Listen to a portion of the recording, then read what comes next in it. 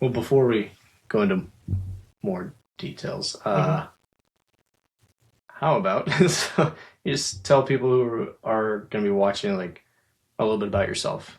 I know, like, we know each other just from work, and now we don't even work together. And then we did small group. I haven't been to small group in like a month, probably. It's been about that same for me. But well, I'm an EMT. I've been an EMT for oh Lord, 8 to 9 years now.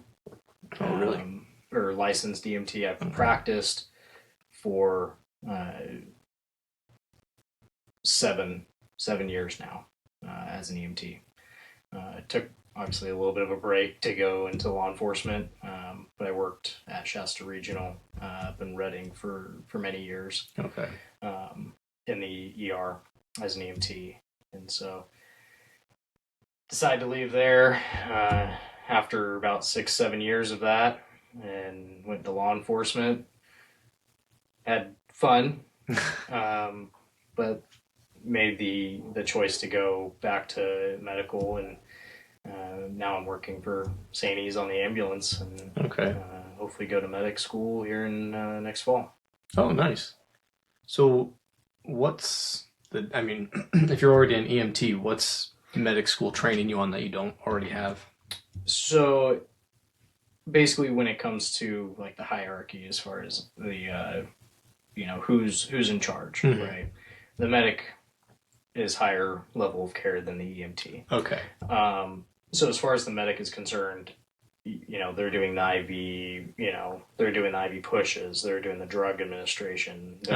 They're physically treating the patient when it's what we call an ALS, Advanced Life Support Care patient. Doesn't mean that we still can't take a patient if it's deemed BLS and all that. But there's just more intertwined to it. You have to know EKG rhythms, you have to know meds, you have to know med doses, you have to know symptomology more. You're basically, the best way to put it is, you're being a nurse and kind of a doctor in a sense out in the field without not determining what the actual diagnosis is. Okay. So out in the field, we don't diagnose. We just go off of what the symptomology is. Just determine symptoms. And determine this kind of matches up with this. This is how I'm going to treat this until proven otherwise. Okay. And so it's a lot more schooling than an EMT. EMT, it's only a semester long. Paramedic, it's a year and a half of schooling. Okay. So quite a bit more school. You have to know a lot of meds. Yeah, right. You can basically, they get to do certain things that nurses don't get to do. Okay. So it can be a lot for sure, but it's something that, my family and wife, and they've always said, you'd be great in this. Yeah. Just because I have a lot of knowledge already. Yeah. But, just because I have a lot of knowledge doesn't mean I'm going to be great out the chute. Right. So it'll be something new. It'll be something a little bit scary, to say the least. Yeah. Especially, because I have a wife who's a medic, brand new medic. And, seeing what she's gone through and what she's had to do it, you're like, ooh, this is quite a bit. Yeah. So, but it'll be exciting. It'll give me a life other than just doing what I've been doing for a while. Right. I've been in this line of work for a long time. Started out, as a first responder back before high school ended. Started out in firefighting, kind of lost my way with that, found medical, and it just kind of called. Yeah. And so it'll be good to get back into that and kind of see where it drives me and, what path it leads me down. Yeah. To say the least, but so we'll see how it goes. And so, and your wife, like you said, she just finished. And she is a medic? Yeah, she just got a full-time medic position with Saints on the ambulance. Okay. And how long have you guys been married? We have been married for 5 years, and we've been together for 10 in total. Oh, okay. And you've got 2 girls, right? Mm-hmm. Yeah. 2 and 4? I forget. Now 4 and 3. 4 and 3. Yeah, okay. Our youngest just turned 3 yesterday. Nice. So, and then our oldest turns 5 in November. Oh, okay. So, it's definitely a crazy household. Yeah, to say the least. You have 2 parents that are in very demanding jobs. Yeah. We're here and then we're gone, and then 2 girls that are just want us, and it can be definitely challenging at times. But so, do you have family locally that helps, or are you guys just trying to balance it between the 2 of you? We definitely try and balance it between the 2 of us as much as we can. Mm-hmm. I mean, there's definitely times where the cards aren't there. Right. Like there's been times where both, the wife and I were working night shift on the same day. Oh, jeez. And, luckily my parents have helped out as much as they can. They live in Reading, so local enough. Yeah. And they've been good to us as far as helping out. There's definitely times where it can be trying. Yeah. They're older, and so they're not as quick as they used to be. So right, trying to keep up with a 3-year-old and almost 5-year-old it can be tough on them. A lot of energy, especially when it's not an area that the kids are familiar with. Right. They kind of go and get a little wild. Mm-hmm. So, but also luckily, my wife's mother, my mother-in-law, she has kind of helped out here and there, more than in years past, which has been nice. You know, really, it's kind of funny because you would think with how busy the schedules are, like that was right now we're in our worst time, right, as far as making time for each other and the family, and actually this has probably been the better of it. Yeah. Because when I was working both jobs plus wife going to medic school, and her working on top of it. Right. Good Lord. It was a nightmare. We very rarely saw each other. Mm-hmm. When we did, it was in passing, or, I'd be asleep, ready, waiting to go to work the next day. Right. And I'd have to leave before she got up, right? And so, but luckily, we had some pretty crucial people that helped us out get through that time. Right. Which was amazing. Yeah. But it was definitely a juggling act, right, to say the least. So I'm glad we're past that point. It'll be interesting when I go in. Right. Because it'll kind of be like a deja vu. Hopefully. Yeah. Let's do this again. Okay. Hopefully it won't be as bad because I won't be working 2 jobs. Right. Right. But I'm sure there's going to be some interesting aspects that come of it. Yeah. Hopefully it all goes well, but I don't know until you jump full, 2 feet in. Right. One thing I wonder about that is, so you two, obviously understand each other and what you're going through. Yeah. So I would imagine that, that provides both of you the insight to really be there for each other, empathize, and communicate pretty well. Yeah. So that could definitely be a plus, but also you could both just be so burnt out at the exact same time. How do you cope with that? I mean, luckily, it's tough, right? Because yes, I can understand what she's going through. She can understand what I'm going through nowadays. Mm-hmm. When we first were married, when we first got married, when we first started dating, right? I was obviously working, in a first responder capacity. So she didn't quite understand what I was going through. Right. And I kept a lot of things bottled because that was just how it was. Mm-hmm. But nowadays, because she understands it, sees what I've seen, or is starting to see what I've seen throughout my time. Yeah. She understands there's certain aspects where it's kind of tough to talk initially, right? You kind of have to almost be ready to talk before you talk. Yeah. But luckily she also can read me like a book. So even if you're not ready to talk, she might just know. Yeah. She might just know, and she's like, something's not right. We need to do something. And she may not directly ask me, hey, what's going on with you? But she'll try and find ways to, get me not necessarily distracted, but divert my attention. Right. Right. Like, hey, why don't you go have lunch with your dad? I'll watch the girls. Or, hey, why don't we go out on a date or whatever and somebody watches the girls? Or why don't you go golfing with a couple buddies? Yeah. Right. Which it's helped me out phenomenally. Yeah. Especially as of late.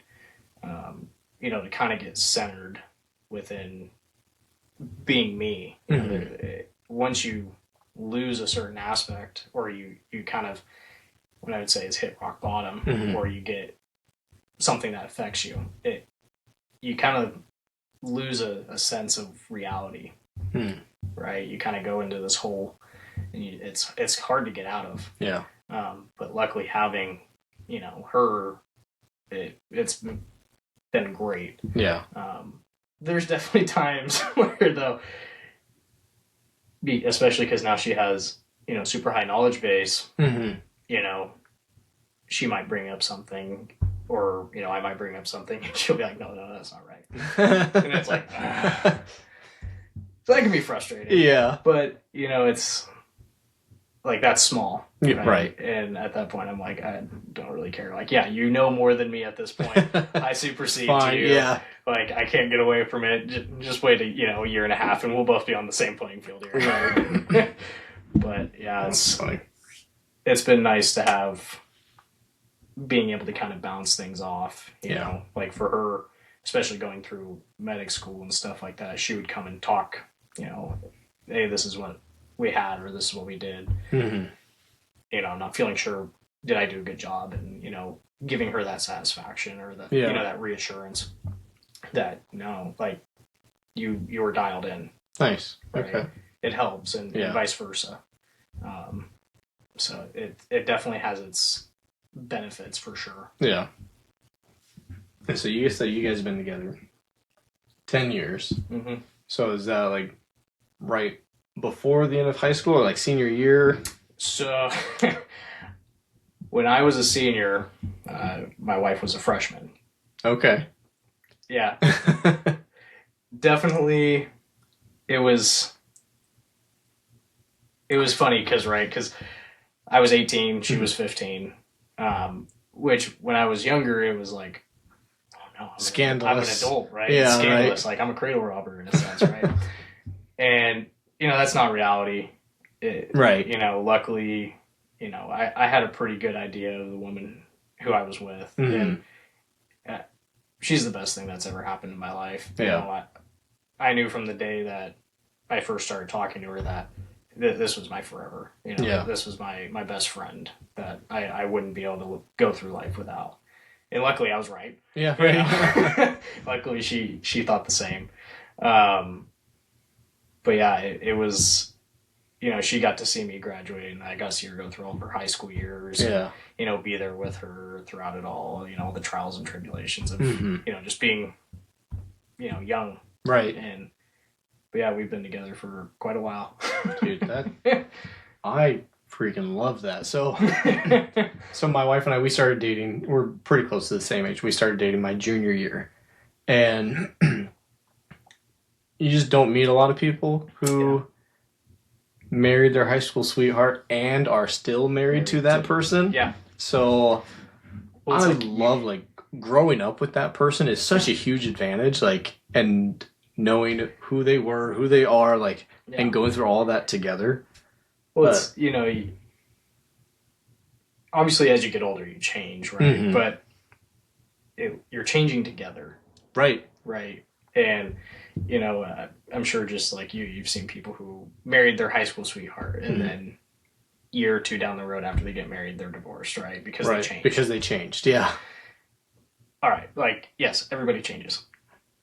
But you have to also be willing to change with them, or understand what the change is, and still have that love and affection. And, luckily for us, I mean, we've had our trials and tribulations, don't get me wrong. Like, every relationship does, but luckily we've always come back to, it's us. Right. Right. And, we wouldn't be the same if we weren't with each other. Right. That's the thing is like getting married younger by no means makes life easier. Mm-mm. But it's like this idea of like, oh, well, they changed. Like, well, of course they changed. I bet you did too. Like, would you want to marry someone who literally never changed? Yeah. And as you go through life for decades, so unless you're getting married at like 80, odds are like the person that my wife started dating in 2004, that person does not exist today. Yeah. The person who joined the Army in 2007, the person who got out of the Army in 2010, like my wife has been married to completely different people throughout that period, and not all of those were improvements, that's for sure. Yes, and God bless her for sticking with me through all that, but like the change is part of the beauty of it, and so like, it's something you definitely have to be willing to, go the ride. Right. And it's unfortunate nowadays you don't see that. Right. It's definitely a lost thing. Luckily for me, I grew up in a stable household, right? When my parents were together, they're still together. And so it's normal. It's normal for me. And that's what I always strive to be, was even when, no matter what, even if things are great in life, there's always trials and tribulations. Right. There's always something that's going to come and drive a wedge, or there's something that's going to, cause, arguments. But just because you have an argument or a disagreement or whatever it is, doesn't mean the end. Right. Even if they're big disagreements, it's like, oh, and I don't know that I've ever really been in a place where my wife, like, oh, my wife sucks. Like, she's just a better person than I am. But like, there might be a time where like your wife sucks. Like, okay, well, love her through that and help her and be the right person, because I promise you there's going to be a time where you suck as a husband. So like, just have grace with each other, because neither one of you are ever going to be perfect for a long period of time. Like, that's just life. Yeah. Like, no matter what it is, no matter how, you could be bringing money upon money into your life, right? There's stressors. Yep. There's things that are always going to be stressors. Yeah. And that's always going to drive a wedge. Right. But if you live in that fear of, oh, we're not going to make it through it, then yeah, you're not going to. Right. But if you just kind of go, hey, we're in this ride, everything's going to work out.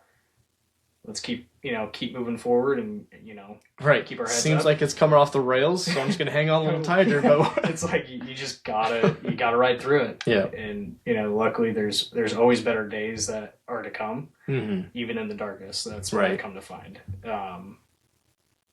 It's definitely sad to see some people who just can't seem to get over that. Right. I don't know what that is either. Because, my parents are still together, and, my dad's parents were married until they both passed. My mom's parents were married until they passed. And it's just like, so I wonder, actually, I think about like how fortunate I am to have the circumstances quite a bit. It's like, okay, like all of this stuff was normal. And then especially at work, like, like taking care of myself and my responsibilities seems normal to me. Like, not doing drugs seems normal to me. Like, but then, I go to work and you talk to these people who like, and that is have never once witnessed that type of behavior. Yeah. So like, man, I don't know if I can't even blame you. Like if I... Well, it's crazy though, because like my wife did not grow up in a stable household. Okay. She grew up in a very broken home. Drugs were in her household. Her mom and her biological father were divorced basically when she was a baby. Okay. She didn't know her dad till she was 12, 13, I believe. Oh, wow. But yet she still made a choice. Right.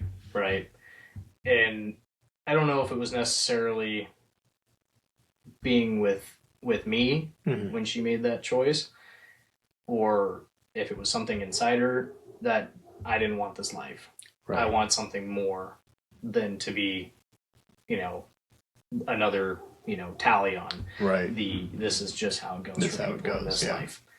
I would say it's probably a little bit of both.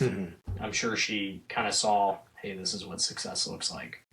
This is what a family looks like. Right. I want that. So I want to make a change. Yeah. I don't want to be like... Right, the cycle's going to stop now. And, it's no necessarily dig on her mom. Right. She's definitely changed her life around drastically, and I give her so much kudos for it. Yeah. She's a great stepmom, or not stepmom, but mother-in-law, and grandma to our children.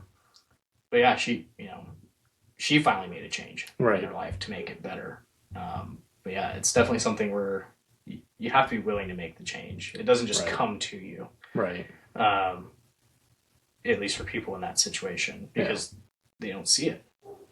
Right.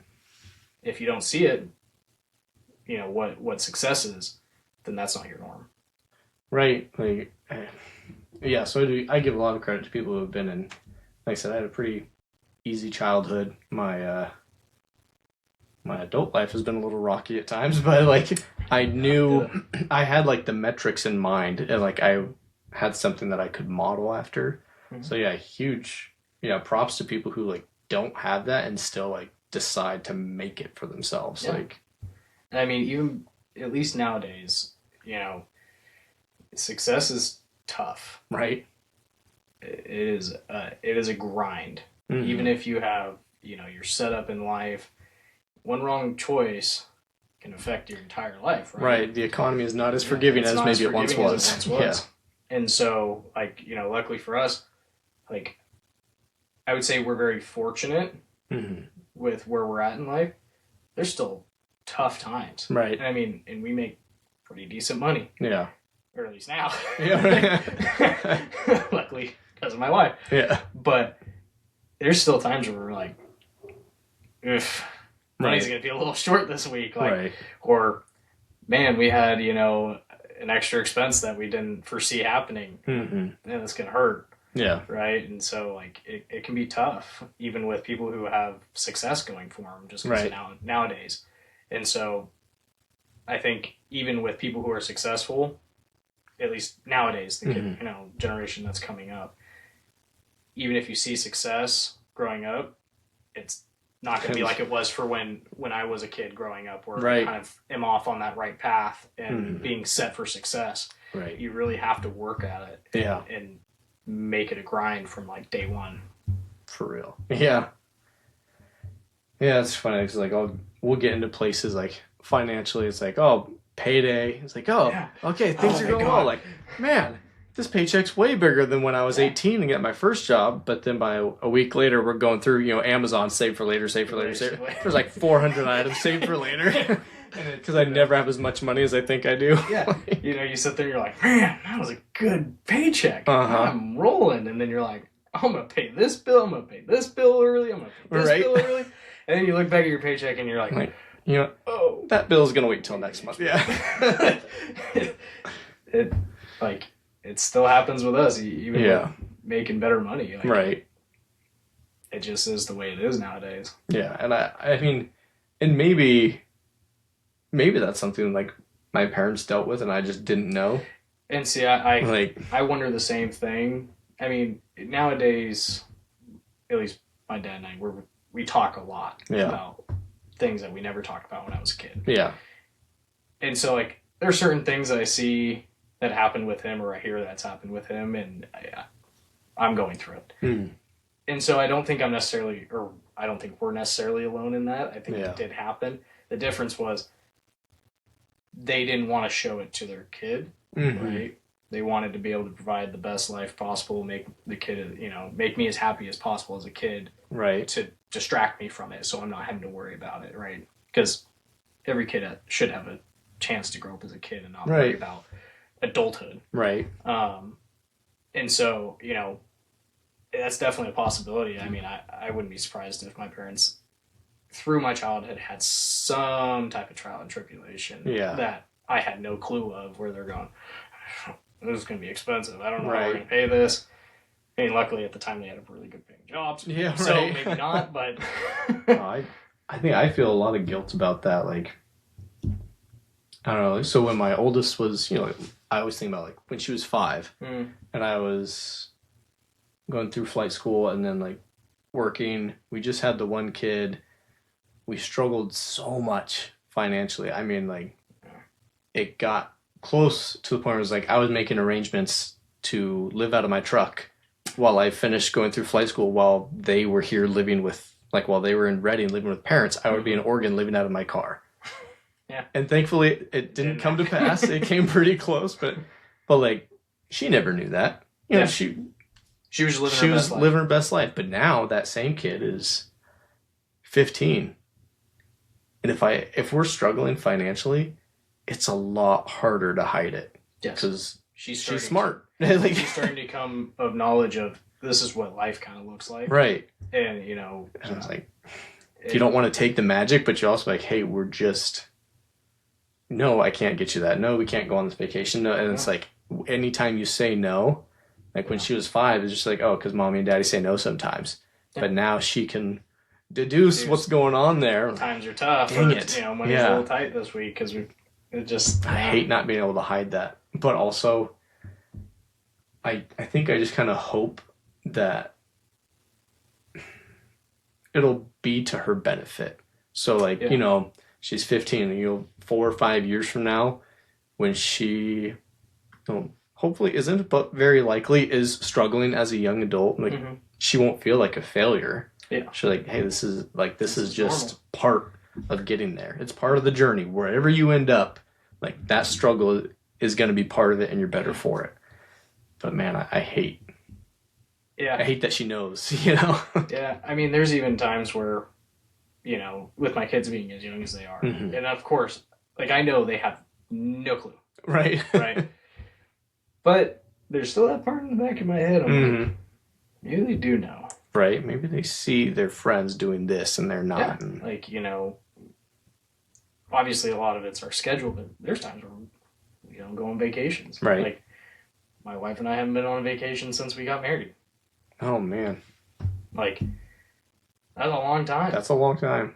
And a lot of it was schedule. A lot of it was finances. Like, it's tough to pay for a vacation. Right. That's one thing I'm going to find out as I'm getting older. Yeah. It's not just like, hey, we're going to go to, you know, Hawaii, or, oh, we're going to go to Tahoe this week. You know? When you're a kid, you just have to tolerate the travel time. It was, hey, we're going on vacation here in, you know, a couple months. Cool. I didn't think about how I got paid for. Yeah. Or, oh yeah, we're going out to dinner, you know, every night, or we're going to get this, or I want some type of gift because I'm out doing something. Right. I'm in a new place. I got to have, you know, some type of heirloom. Souvenirs, yeah. And it's like, yeah, it's tough. Right. You know, like, we're going to Disneyland in November. Nice. And luckily, we prepared heavily with stockpiling. Yeah, money. Saving away for it. Because we want to be able to provide that for you know, our kids, you know, because it's their first time going to Disneyland. Right. We want to make the experience magical. We want them to feel the magic, right? So it's, but it wasn't easy. It was like, we really need to pull $100 out for this trip to put into the fund, but man, I could really use that $100 in the account, because yeah, every dollar you save, you feel coming out. It's like, it can be tough. Yeah. How long have you had Crohn's? Oh, let's see. I got diagnosed when I was end of 8th grade. Oh, really? So that would have been 2010, 2011. Okay. So I've a while. Can you have steak? Oh yeah. Oh, what the?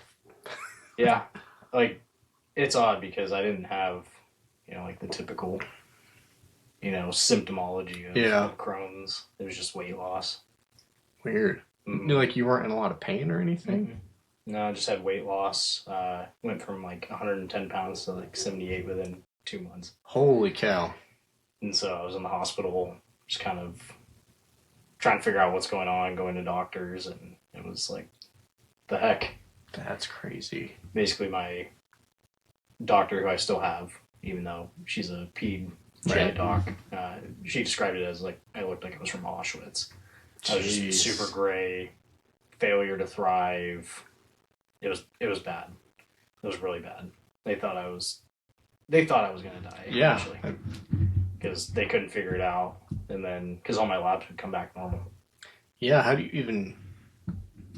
you catch it? I mean, I guess it was just a colonoscopy and endoscopy. And they finally sent me to my GI doc, and she's like, well, we can kind of go exploratory and see what's there.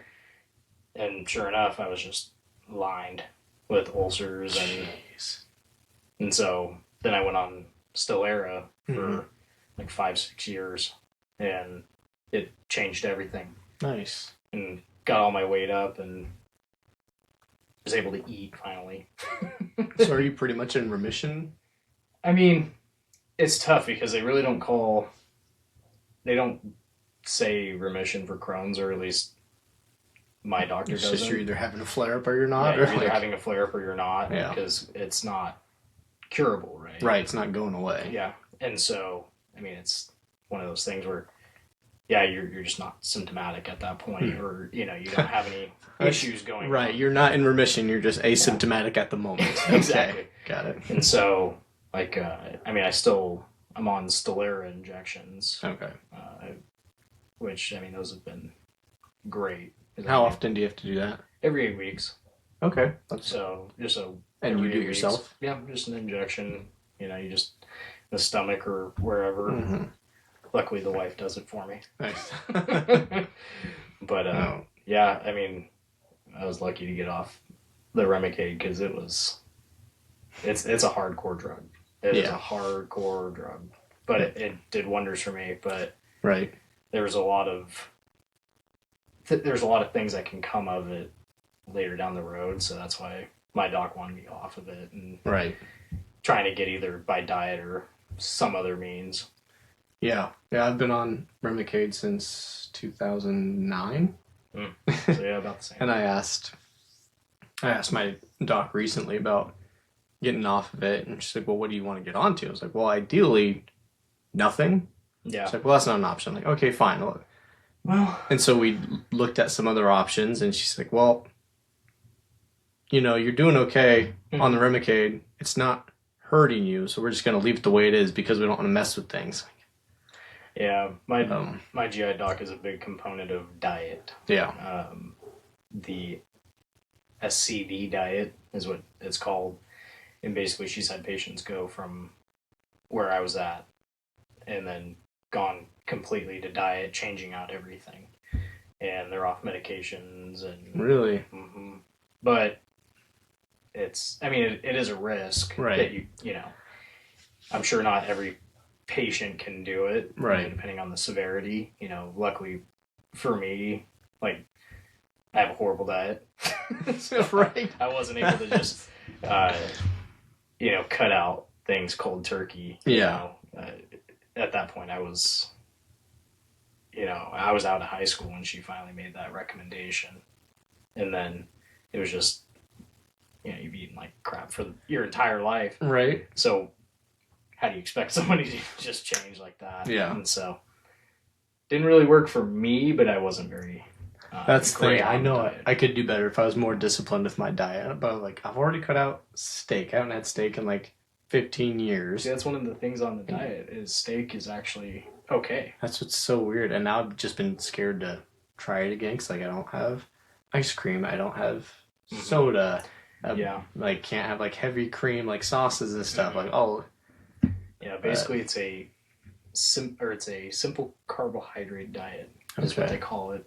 And basically, if you go into the grocery store, only things that you can eat are vegetables and meat.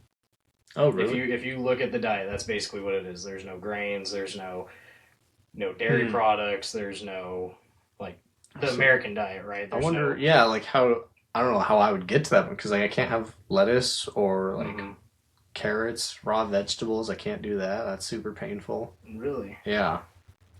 And I've scaled back quite a bit on my cheese intake. Yeah. I don't know that I'll ever cut it out. I haven't been able to. And I've reduced the amount of bacon that I have, but like... It's tough. Yeah. Like, it's a tough diet. It's so dumb to think that like, well, that's no way to live. Like, I'm literally like, okay, I could stay on Remicade forever. Yeah. Or I could actually just like do the things. Yeah. I don't know if I could ever get off medication as a whole just because my diet. I mean, I did it for a while where I wasn't on any medication. I did it for probably about 6 months, and then I was feeling fine. Yeah. But went in and for a scope, and she's like, "Yeah, you have a tiny little bit of a flare up, and she's very just wants to get on top of it, and so she's like, let's get you back on it, on the Stellara, and keep you, you know, at a good level, right, where you're safe, right? Yeah. And so I don't know if I could ever. I mean, unless something changed where I had no other choice, right, then I guess that I would have to make that life change. Yeah, right. At this point, I'm like, no, not worth it. Not worth it to me. I'll take some of the pain. Like, yeah, it's like I'm good with it. I can handle a little bit of pain. I literally I'll go to the gas station and get one of those aloe drinks. Oh, and I was like, I'm gonna eat something I shouldn't. I'm gonna drink some aloe, and that does it. Dude, it's amazing, like that type of stuff. Yeah, like I didn't know this, but for a while, or because I love sauerkraut. Okay. But apparently sauerkraut is actually really good for gut health. Oh, really? Had no clue. So I'm like, oh, perfect. Great. Yeah. Put some sauerkraut. More. This is medicinal. Exactly. I'm like, this will keep me from a flare up. So, yeah, I mean, the stuff you find out, like, the longer you have it, it's definitely eye opening. Like, you don't realize it. But yeah, I'm trying to be better as I'm getting older. It's tough. I think like the only time that I've like gotten better at managing it isn't even me making like good choices. It's like I'll eat something and it is so excruciatingly painful or just like ruins me for days. Like, yeah, all right, well, I'm not even making the choice at this point. It's like if I want to see my family again, I have to. Yeah, it's stupid. I mean, there's certainly worse things to have in the world, you know, but it's dumb. Well, I mean, that was like, they thought I had leukemia initially. Oh, jeez. Yeah, because they couldn't figure out anything. It was just like... In junior high, too, I was like, that's terrifying. Yeah. I mean, at that point, you know, I hated IVs. I hated shots. I hated anything that had to do with a doctor. So I had to grow up really fast. Right. To get used to it, right? And be around doctors and basically be poked and prodded for my entire childhood. You know, I wasn't able to play the sports that I loved anymore because my body was changing because of being so failure to thrive. You know, it changed everything for me as far as from junior high and beyond. Yeah. Until I was able to get feeling better. And at that point, you know, like, obviously I didn't realize how cruddy I was feeling. Right. But once you started, and my doctor told me this before I started treatment, you'll realize at some point, like, you weren't feeling good. You may not you don't realize how bad you're feeling until you feel good. And then once that happened, I was like, oh, that's what she was talking about. This is what normal is. This is what normal is. Oh, man. I was missing out for a while. Dude, I thought I had a rough go of it, like, doing that in the Army. Well, like, at least then I was an adult and I had my childhood. That's rough. You know, my parents are sitting there, like, terrified. I'm losing our kid. Yeah, right? Because, I mean, that's basically what was happening. I was wasting away in front of them. Man.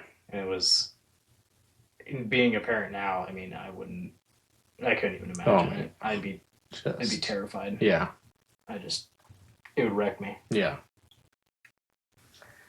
I'll work less than I did at the PD and make more. So I had this guy. We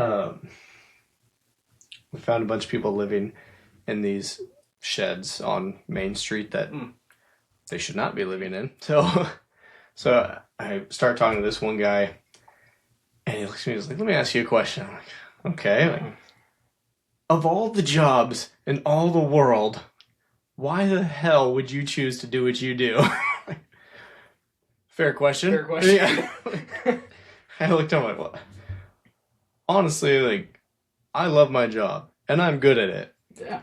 But choose is a real strong word. Yeah. It was more like, just happened. Yeah. It's like, you could be a firefighter, you could fly stuff. I was like, I'm actually a commercial helicopter pilot. Like, and hindsight, you know, being a firefighter would have been cool. But at the time, I thought, like, you know, I'm too skinny and I hate the heat, so I'll do something else. I'll tell you, it's rough.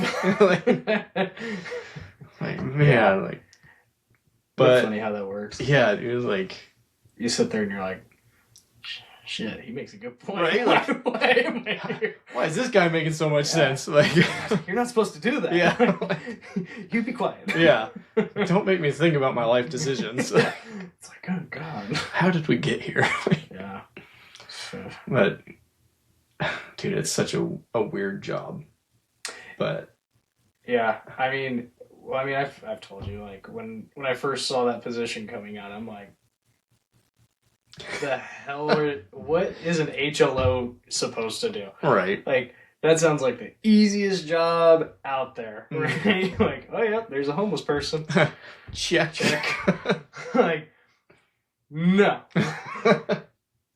Seeing what I saw when I was working there, what you do, oh man, and I didn't even know the half of it. I probably only knew like a 16th of it. Like, yeah, no, that job it's tough. Right.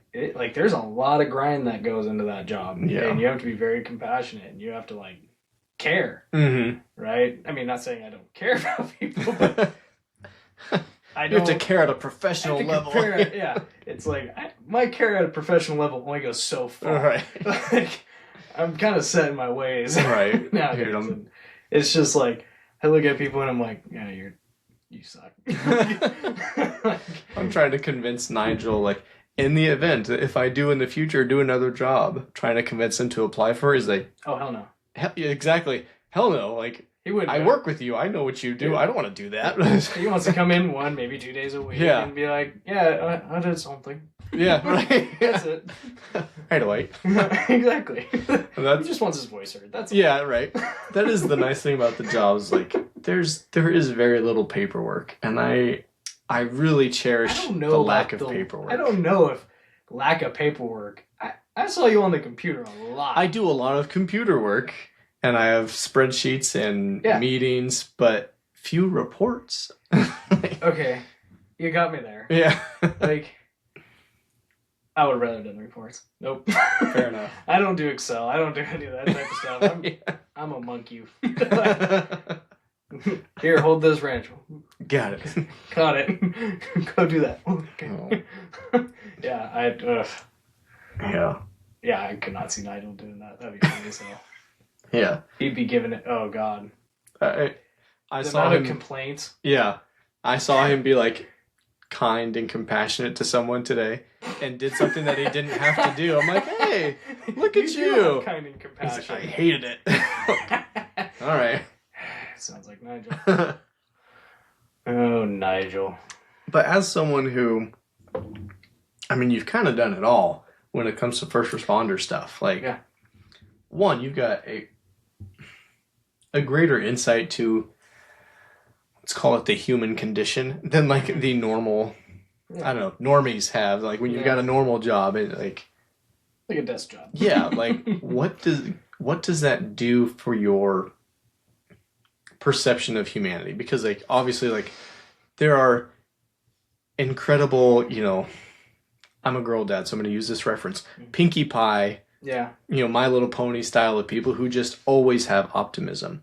But you talk to a lot of first responders and you know, law enforcement specifically for me is like, you can get pretty jaded pretty quick. Yeah. How on earth, like, how do you view people like in your community after doing all the things? Like, so I've kind of gone, like when you start out, you're in it because you want to make a difference, right? Right. When I first started, you know, it was, oh, I'm going to save this alcoholic or I'm going to save this drug addict, right? Mm-hmm. And hopefully that, you know, me doing something to save their life is what makes them make the change. Right. Found out really quick. It's not. And that makes you very jaded very quick. I try to be as compassionate as I can. I know I have a very short fuse nowadays with it. I'm not like what I was, you know, 8-9 years ago. Right. But, you know, I've come to find the world sucks. Right? It's not, you know, sunshine and rainbows. Mm-hmm. Right? There's bad things in this world. There's things that happen that shouldn't happen on a regular basis. Right? And unfortunately, that's Some of it's just people making bad decisions. Sometimes it just happens. Right. Right. People die for unknown reasons on an hourly basis throughout this country. And, you know, it makes you jaded. You kind of just put this wall up and you get very cynical. You get very angry at life. And you kind of just go, what's the fucking point? Right. Right. There was definitely a point where I was real bad. Where I was angry at the world. Yeah. Now I've kind of been able to come back from that and have more compassion, in a sense. Still not great, but I'm not, you know, everything sucks in the world, you know, everybody sucks, people suck type deal. There's people who suck in the world and there's people who don't. Right. And regardless of if those people suck or not, still bad things are going to happen. Right. It just is the way it is. And so I've just you just kind of get numb. And you're just like, it just is the way it is. Right. It's just life. Yeah. It's just life. Like, no matter what you do, no matter how much good you do, or no matter how much you try, sometimes it's just not enough. Yeah. And sometimes things just don't go the way you want it to. Right. Or people die. It just happens. But yeah, I would say I'm a very, what normal people would say is very cynical, right, and very jaded. You know, but to people in my profession, right, pretty normal to optimistic. Yeah, I'm right in baseline with everybody else. Within tolerances, right? You know, that's just how we are. Right. We're sick, twisted individuals. You have to be. Right. You have to have sick, twisted humor. You have to be able to find kind of humor within certain dark times. Right. And I think it only seems sick and twisted or jaded to the general public because they have a narrower field of view of humanity and life experience. Whereas, and that's not to talk down to anybody who doesn't. It's just like when you have certain professions, your field of view of what all of humanity's experience is like really widens to outside your own life experience. Well, when you see, you know, on a daily basis, somebody going through a crisis or what is their worst time in their life, that's what we get called for. Right. That is the worst time in their life. Right. Nobody calls to tell you good news. That's for sure. Like, normal people don't see that. Right. They may see, oh, there's a death, you know, from a traffic collision or somebody got shot, right? But they're not physically seeing it. They're not seeing the ones that don't get reported on or the things that they have no clue about. Like, so yeah, you have to be able to come to grips with it and kind of, I don't want to say get numb is not necessarily the best word for it, but that's the only way to really just get a little desensitized. To it, because if you don't, it'll eat you alive. Right. I mean, and I was to that breaking point at one point within my career, and you have to be able to get to a level where you have acceptance of what happened. Yeah. I think that's like, I get nervous about how I'm going to handle that because, like, you see stuff, and there's certainly, like, heartbreaking things that I experience, like, in my job now, but nothing compared to what may be in the future. But I remember, like, getting out of the military and, like, being angry at everybody for just being normal. Yes. Like, screw you guys. You don't even know, like, you know, all these people just committed suicide on base in a safe environment. Like, this helicopter crash and everybody died. This is going on here. And here you are, like, mad that person didn't go as soon as the light turned green. Yeah. Like, and I remember that rage of, like... And it's like, you sit there, I mean, obviously you can sit back and reflect on it now. And you're like, wow, why was I so upset about that, right? Right. But at the same time, it's also kind of justified, right, in a sense. Or at least that's how I view it. Like, why are you upset? Yeah. You've probably never seen anything that's bad. Right. Or what is mind altering. Right. Or mentally altering. Like you don't have a reason to be upset. You're not justified. Like, but then at the same time, like, well, that's kind of why the people who do see it, that's why, like, to protect that. Mm-hmm. And it's, it's easy to lose sight of it. Mm-hmm. Like I said, I definitely did. Where I was just like, mad at the world, mad at everybody for everything, hated everything. Right. Because it sucked. Yeah. But that's what I chose to do. Right. That's what I was. I don't know if built is the right word, but that's how I feel. I was built to do what I'm doing. Right. I don't know anything else. Right. For better or worse, that's the piece of the puzzle that you fit into. Like I've been a first responder since before high school ended. Mm-hmm. I've been that ever since. Right. I had little tiny jobs here and there that lasted for, very short time. Right. But I always worked in first responder capacities. That's what I was built to do. Right. And a lot of that's probably just my family background. Mm-hmm. Being in, dad who worked law enforcement, mom who worked as a nurse. Yeah. For many, many years, an uncle who was in firefighting. Both grandpas were in World War II. Right. That's. So over generations, they've kind of been creating this mold. That's the mold of right of who I came from. Right. Not to say that I couldn't have deviated, but right.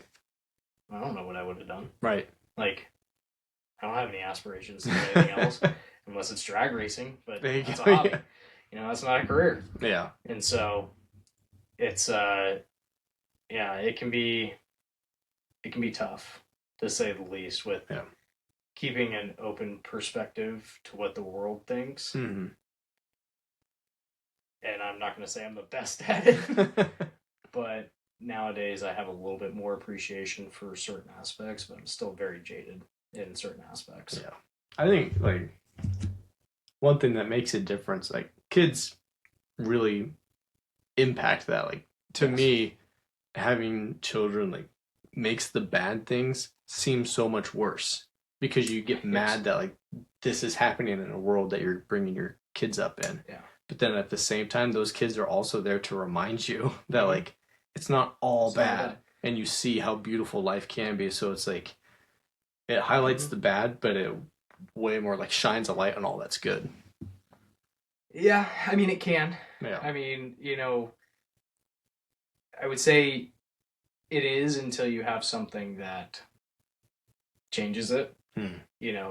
Especially working in the medical field, as soon as you have a pediatric call where it's not a normal pediatric call, like, they have a cough, right? It's something legitimate. That's when you're like, it changes everything. Yeah. Because nothing bad's supposed to happen to kids. Right. They're innocent. Yeah.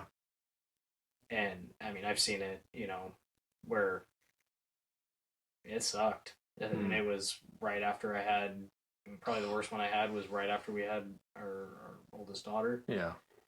And man, it threw me for a loop. It was like, oh my God, I couldn't imagine this if this was my kid. Yeah. How do you not have just, like, world-crushing anxiety after that? It terrified me. And then, same thing with working in law enforcement. Right? You see all the things that kids are doing nowadays. Right. It's not like how it was when I was growing up. I'm sure it wasn't. Yeah. There was no issues like what we have nowadays. Right. And that terrifies the living hell out of me. Right. Yeah. I'm like, I sit there and I'm like, I could do everything right as a parent. Mm-hmm. And it could still end in disaster. Yeah, you just get mad, like, all right, somebody needs to figure this shit out because someday my girls are going to be in high school. Yeah. Like, and, I don't want to say that I'm going to be an overprotective dad, but I have a feeling I'm going to be. Certainly won't be an underprotective one. Which, could have its downfalls. Right. And that scares me because I don't want to be that way. I don't want to be so, don't go anywhere, you can't do this, that you push them away and then they go off the deep end. Yeah. And I have a fear of that. Yep. Like, so but if you don't protect enough, then something terrible could happen that you could have prevented. And so exactly. It's just like, it terrifies me. Yeah, parenting is not. It's terrifying. For the weak. Yeah. It's really terrifying. It's a lot of this. Especially being a girl dad. Right. You know, you're sitting there going, please don't find a guy that was like me growing up. You know, because we all know what they have one thing in mind. Yeah. And that terrifies the living hell out of me. I've already like experienced that. And it's like, are you kidding me? Now, I will say I was a sweet young man in high school. Regardless what was on my mind, like I did my very best. And yeah, already like running into these issues, we're like, what the hell's the matter with this kid? I'm gonna call his father. Yeah, it's like, oh, this is not okay. Yeah. You do not do this. Yeah. It is funny because my wife, she thinks it's hysterical that I'm like, she's like, oh, you're screwed. Yeah, right? And even my dad nowadays, because he, you know, I have an older sister, so he experienced it, you know, having a daughter, and he's like, you got it double. Like, have one for me. Yeah, right. You know, I know what you're going through. Historically, my wife would always say, like, hey, you're not going to be one of those crazy dads. I'm like, well, I'm already one of those crazy dads. We're just waiting for it to show up. Like, it's like, come on now. I was like, I'm, you know, I was in the Army. I'm pursuing this type of like profession.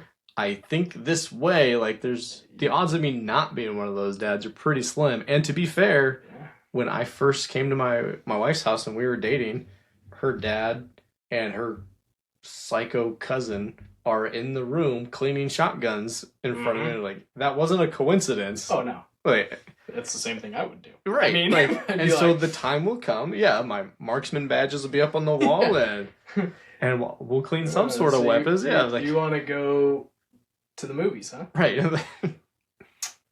Come sit over here. Yeah. It's like, what movie are we gonna go see? Yeah. I'll sit between you two. Exactly. You know, I'll find some sort of middle ground that's a little bit more reasonable, maybe. Yeah. But, dude, having girls, I think, is like easier when they're younger, because I look at like my nephews and stuff and the amount of like crazy destructive energy.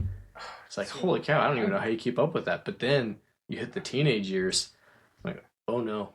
See, I don't have that. No? My girls are destructive. Oh, see, yeah. I have 2 tiny terrorists. Love them to death, but they are the roughest and toughest little girls. No kidding.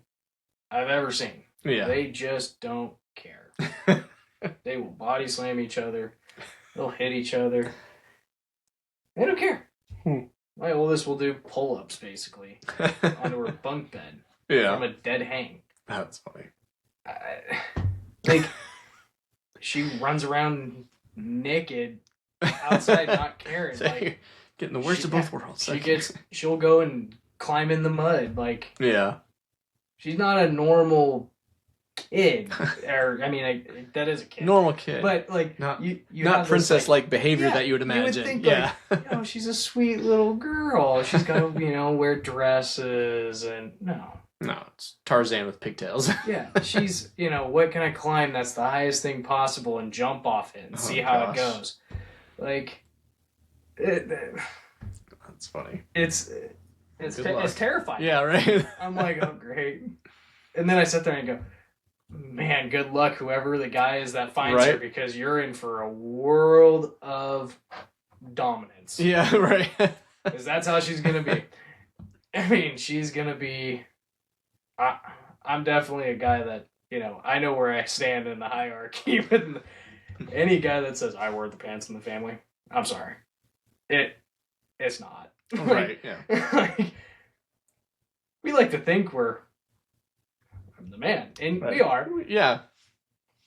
But with the wife's decision. Right, yeah. Right. Like, hey, so this is what I'm thinking. You okay with that? What do you think? What do you think? Is this like, no.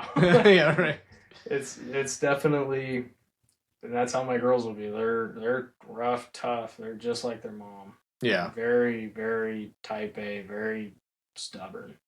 I mean, like, even if it is harder, you don't want them to be super submissive. Like, no. If they see injustice or if somebody tries to push them around, they're not going to tolerate it. Yeah. Which luckily, my wife was not somebody who was like that when I first met her. She was very... She said what was on her mind, and that's just how it was. Yeah. I was very much the same way. I was somebody who stuck up for the, little guy. Yeah. And I said what was on my mind. Whether it made somebody feel bad or not, like if that's what was right or need to be said, that's what needed to be said. Right. And, I hope my girls are somewhat of like that.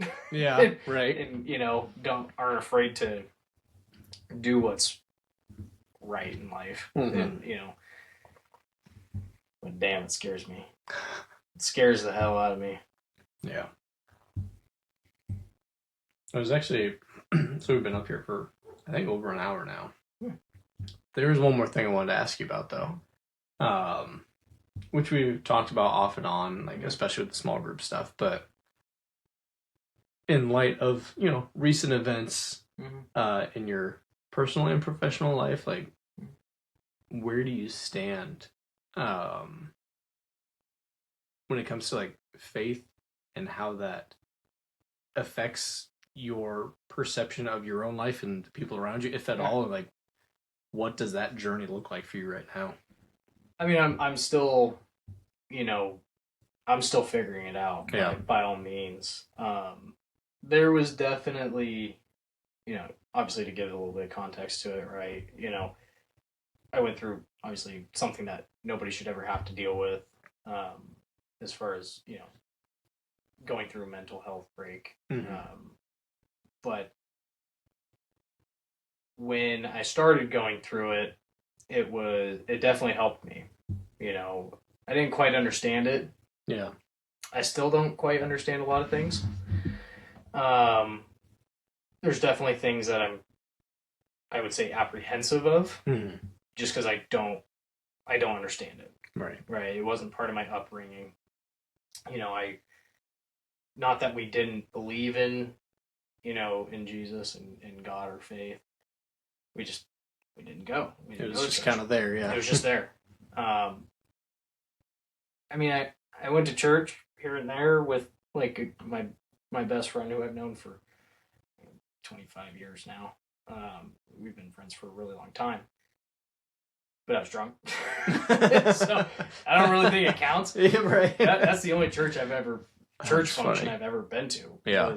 Was that. But it's something that I'm still trying to kind of gather information, figure out what it means to me. There's definitely things that I kind of sit there and I go, that doesn't make sense to me. Right. But at the same time, I don't know all the scriptures. I don't know, all the Bible verses, or I haven't taken the time to necessarily read up on everything. And so that's where kind of going to those, those small group meetings, at least helps me kind of hear everybody talking about them and kind of go, well, that makes sense. Right. Right. And, watching some of the videos, I'm like, oh, well, that kind of makes sense. Yeah, right. It kind of lines up with just how it is. Right. And there's definitely things where I sit there and I go, I don't necessarily know if I agree with 100% of what that is. Like, but it's also, I feel like part of it is just not being indoctrinated to it, right? Sure. When you've gone your entire childhood and adult life, right, not going to church and not knowing what that truly means or what, basically how that means or what it means, it's hard to dive into it 100%. Right. And I mean, my wife is, she's very much in her faith, and, she believes in, all of that. And, I believe into it, for sure, but I don't understand it. Right. And so I'm still having to, kind of travel it, if that makes sense. Yeah. Sometimes it's, easier to just jump into it. Yeah. Than other times. There's times where I'm just like, I don't want to think about anything. Right. And then there's times like when I was at my lowest of low, which I mean, you saw, where I was so desperate to just find something. Right. Right. And luckily it was a good jump. Yeah. Because it brought some clarity to me. Right. And it really started me kind of getting on a path of, one, finding some faith. And then two, just getting my head right. Right. Right. Knowing that what I did was right. Just being able to talk to people. Yeah. Was something that helped because right. I personally felt initially very alienated when everything went down. It was just, it was a situation where no one necessarily, or at least it felt like nobody cared. Yeah. Or understood what I was going through. And so, being able to finally kind of break out and be vulnerable. Yeah. Which I've never been good at. I've never been somebody who's good at talking about, feelings or something like that. Just because when I started out in first responder, it was bottle everything up. Right. It's just not one of the things that you do. Yeah. So it's been tough, but it's been something that has been beneficial. Yeah. I definitely need to work on it more. Yeah. On my own time. There's definitely times where I'm like, I just don't really have the energy. Right. I'm like, I don't want to give this a thought that it deserves. Really give it a thought that it deserves, which is not. It's not the right thing, and my wife has called me out on it multiple times, and she's right. As usual. But hopefully, with things in our schedule, hopefully it'll allow me to kind of get back into, like, especially going to the small group meetings. Yeah. Hopefully get back there and kind of start learning more. I definitely think I need to do more research on my own to truly be 100% driven into it. Right.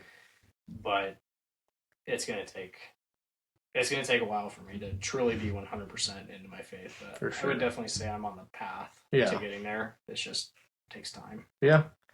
Yeah, especially like you said, like as an adult, when you have this moral compass and this view of the world that is well established that you've been operating with, finding something that like supplements that is great. But then when you find something that maybe contradicts it, it's like, well, you know what? Like, I'm not a kid. I've already figured this out. And, like, I don't like what this says. It can make it a lot harder. And especially like, I think the Old Testament is beautiful and incredible and a lot of like rich wisdom there, but it's also super weird and a lot of times boring. But I think you're kind of hard pressed to find a concept in the New Testament that like isn't applicable regardless of where you stand religiously. Yeah. And this is something like Nigel and I talk about all the time. It's like, regardless of what you believe, like that makes sense. Yeah. And so like there's a verse that is kind of like the core of the concept of what I've built the podcast around. And I can't remember it verbatim. It's 1 Corinthians 16, 13 and 14. And basically it says, like, be strong, have faith, act like a man. And then it says, let all you do be done in love. Like that's it. Like regardless of like where you stand religiously, like that makes do sense. that. Like it doesn't matter what you think or believe, like be strong, have faith, act like a man, like handle your business. And if you're going to do something, do it for the love of something. Don't do it for the hate of something. Like, and that makes sense. Yeah.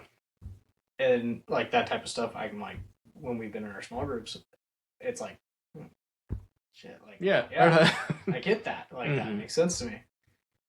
But yeah, I think a lot of it is one, just needing to obviously break down certain walls of being more open to it. Yeah. Right. And then just basically indoctrinating myself to it. Yeah. Which, I mean, for my wife is easy because that's what she grew up in. Because, yeah, it's normal to her. And so for her, you know, like, she's sat there and was like, why aren't you, like, more invested into this? Yeah. And I can get it. But when you grow up in it, when you're a child, whether you think so or not, you kind of want to be told what to do. Yeah. Because you just don't know. But when you're a man in your 20s, like, the last thing you want is some kind of intangible thing telling you what to do. Like, and, you know, it's like, I sit there and I'm like, well, I don't really want to be for me, the reason why I made the jump to doing that was it was my choice, right? I wanted to, you know, luckily Zach reached out to me because he knew what I was going through. Right. And was like, hey, I'm here if you need to talk. You know, we've got this small group going. You know, it might be beneficial to you.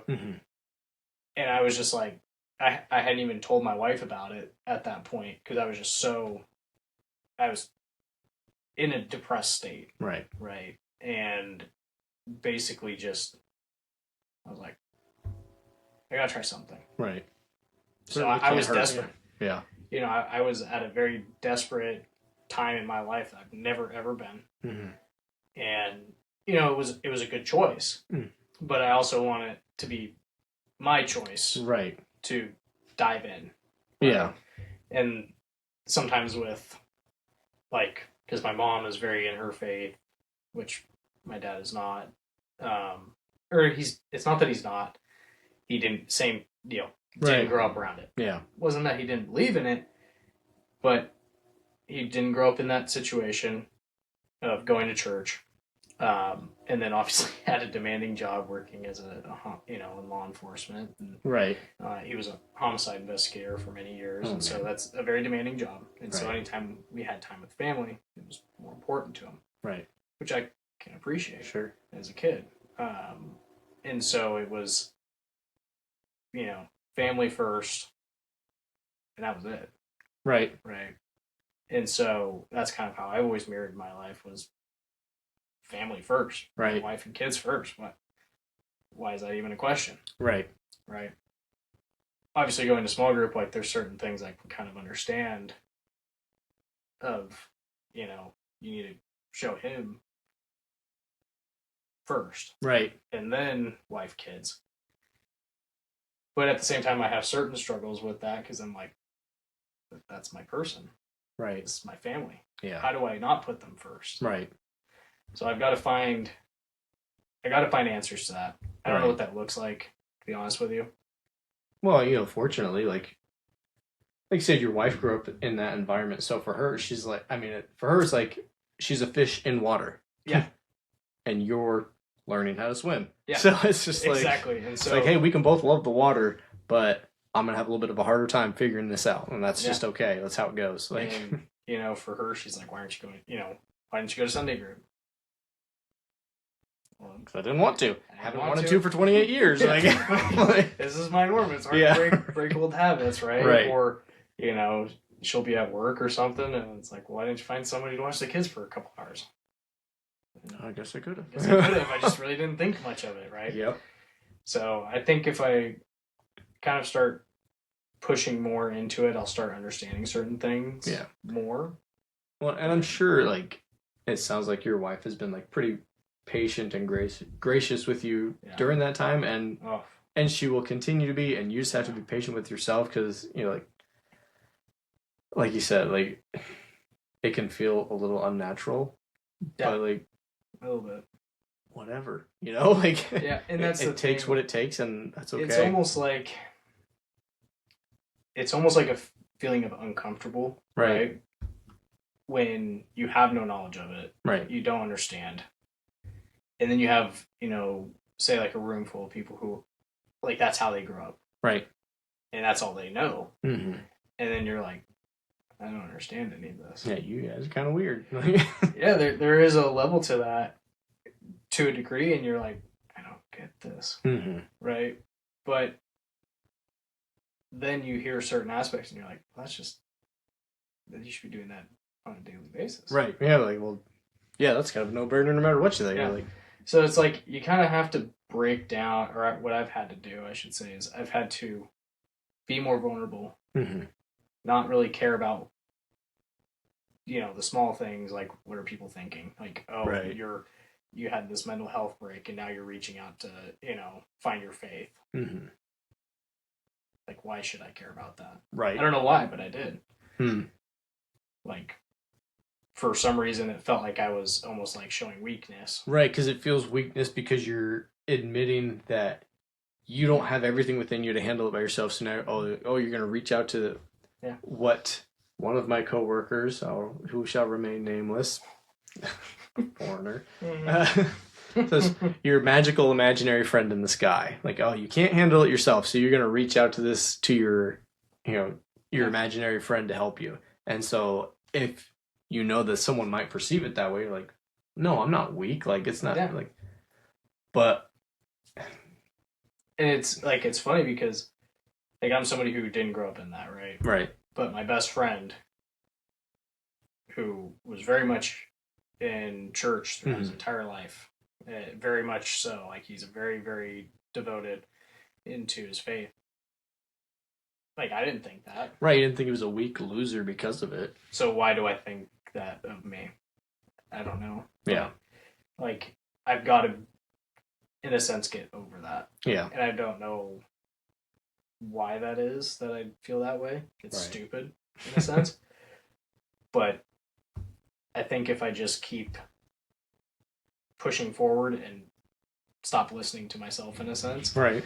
And just be more open to it, it'll help me find what I need. Yeah. More than what it has. Yeah.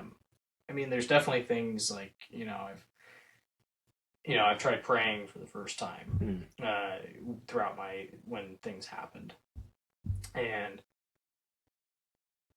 I don't know if I did it right. Right. Like, did this work? Like I'm like, what is that like? Because like I said, I grew up in it, so like you don't always hear something back, but it's like, okay, well that's how it works. But like, it's like you sit there.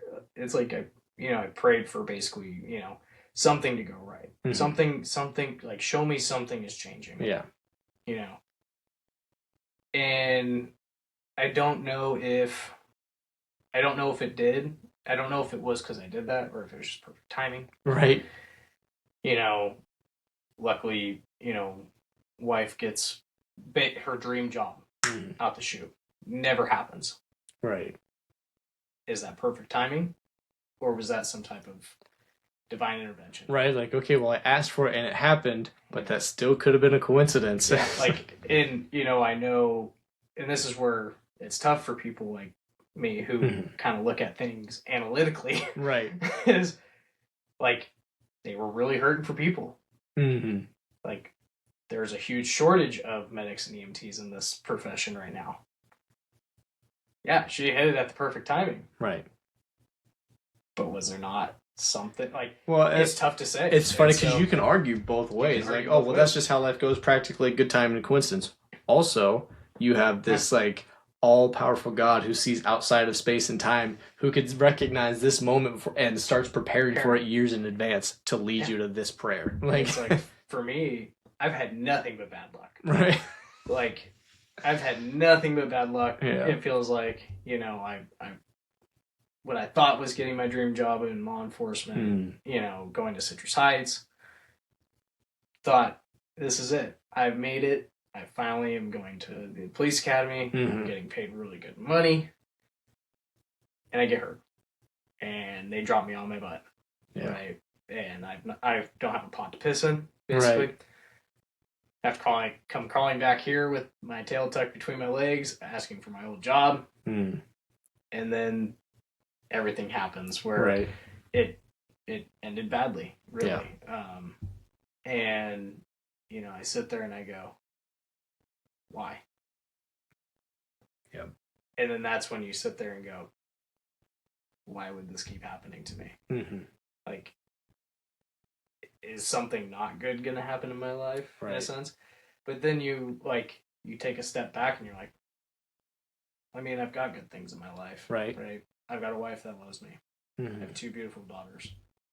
I have a wife that's very successful Mm-hmm. in what she's doing. I have a house, that I own. Right. Like, most people kill for that in their lifetime. Right. So why am I upset? Dude, and it's tough.